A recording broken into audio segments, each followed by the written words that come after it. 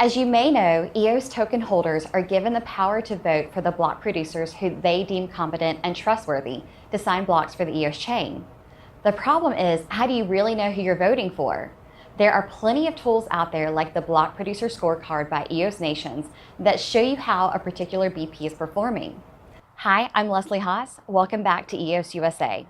Many of our viewers have expressed interest in knowing more about what goes into being a block producer. So today I'm here with our senior IT engineer, Michael Bohnen, to take a look at the infrastructure he's been working on right here at EOS USA. So I remember you telling me that the different challenges you were facing in setting up the full history node and the state history plugin.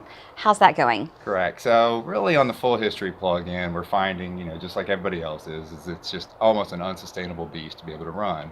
So we're looking at implementing some of the other options that maybe some people are developing, to help offset the need for that deprecated protocol.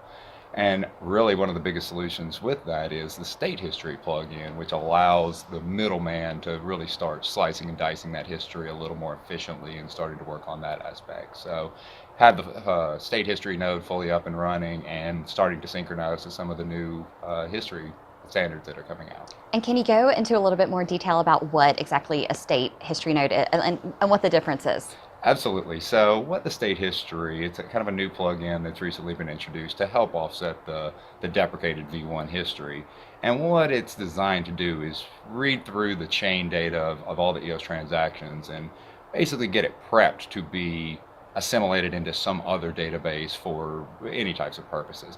It may be used for reporting, it may be used for history, it may be used for direct interaction, things along that line. So really it's kind of the version 2 of getting data out of the chain and then being able to use it effectively. Okay, very cool.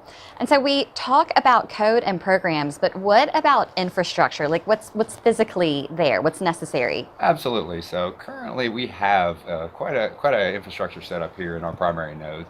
We're running 3 main front-end servers that all have multiple processors, anywhere from 48 to 256 gig of memory and terabytes of highly redundant RAID 6 arrays, all running on redundant power supplies and redundant battery backups, and then also implementing some of the SANs for additional speed IOPS, disk IOPS, and speed related to how much we're starting to put the load on some of the disks as opposed to some of the other resources on the system.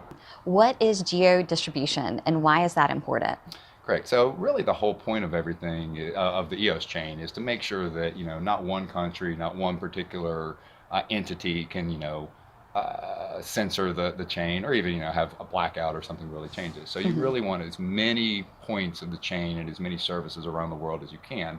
And of course it also speed and efficiency. If you have to cross the ocean to go get your data, it's not going to be nearly as efficient as say something over in Europe. So really trying to get everybody to focus on being geo-distributed.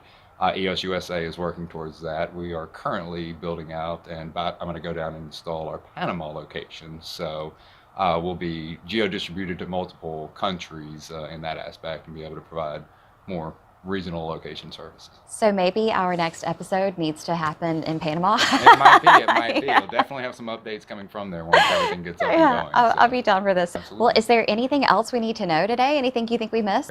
Currently, I'm just about to open up the Gray Mass Light History node to at least do my little part in trying to provide the full V1 history. Can't do it all because we're investing our resources towards some of the other solutions, but at least try to provide a little bit on that. Now that we have the state history plugin fully synced, that's really allowing us to expand into the DSP Liquid Apps market, the Hyperion from EOS Rio market, and several other projects that are coming.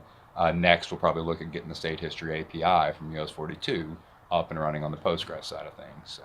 Awesome. Well, we are so lucky to have you. Thanks for joining us today, and we'll see you again soon. Currently, EOS USA is an unpaid standby block producer for the EOS chain. Despite the challenges of being self-funded, this team is moving forward and proving themselves to be technically competent and trustworthy.